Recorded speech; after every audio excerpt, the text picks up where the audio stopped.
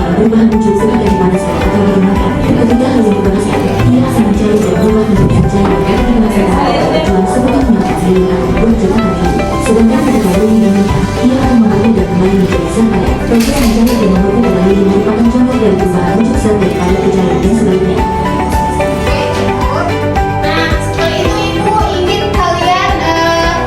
Membentuk kelompok menjadi dua kelompok karena kita akan melakukan eksperimen sederhana yang akan kita lakukan sama-sama. Nah, sebelum itu Ibu akan membagikan LKPD. Setelah kalian melakukan eksperimen sederhana, hasil dari eksperimen kalian itu bisa dituliskan di dalam LKPD di lembar kerja yang akan Ibu bagikan.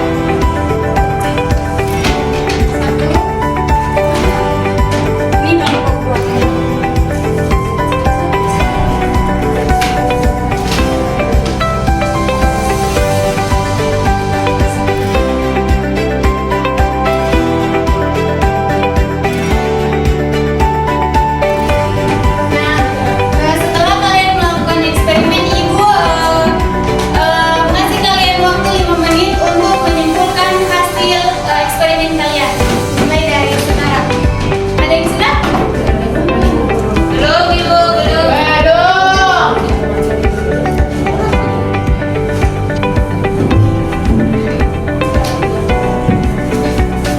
Jika sudah ada yang sudah menuliskan hasil eksperimennya, bisa naik ke atas untuk menyimpulkan hasil eksperimennya. Nah, selama teman kalian menyimpulkan hasil eksperimennya, dari kelompok lain bisa memberikan pertanyaan.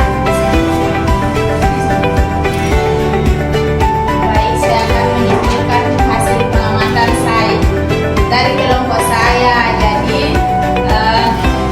lilin ketika dinyalakan atau dibakar api itu akan meleleh atau mencair.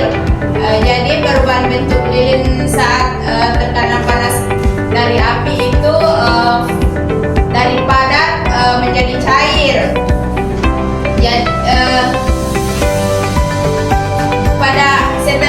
Jadi setelah api padam itu dan lilin mulai mendingin, lilin kembali membeku. Jadi kesimpulannya itu lilin akan mencair ketika panas